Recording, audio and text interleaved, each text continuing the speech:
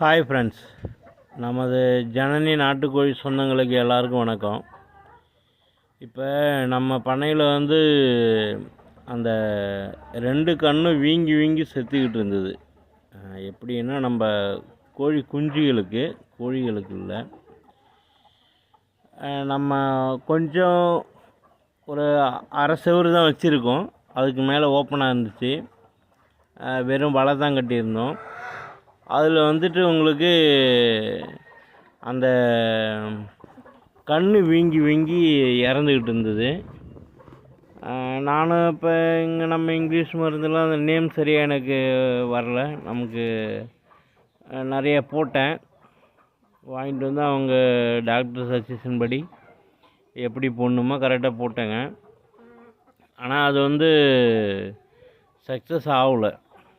ஏன் சக்ஸஸ் ஆகலை, எனக்கு மட்டும் ஏன் சக்ஸஸ் ஆகலை அப்படின்னா, ஓப்பன் பிளேஸில் இருந்தது ஃபஸ்ட்டு.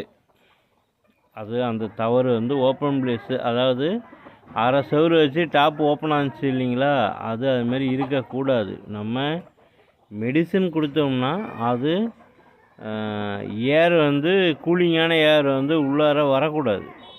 ஆமாம், மஸ்ட்டு. அதுக்கு அடுத்தது அந்த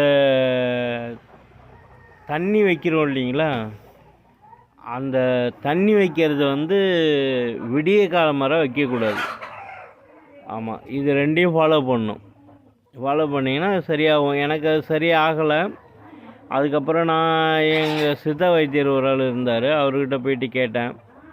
அவர் சொன்னார், அப்புறம் நீ நம்மக்கிட்ட இருக்குப்பா, நீ கொண்டு போய் போடு. ஆனால் இப்போ நமக்கே இப்படி குளிரான இடம், சுடு தண்ணி, பச்சை தண்ணியில் இருக்கக்கூடாது அப்படிங்கிற மாரி சொல்கிறாங்கள்ல, அதே மாதிரி அதுக்கும் கரெக்டாக ஃபாலோ பண்ணணும். அப்போ தான் அது ரெக்கவரி ஆகும்.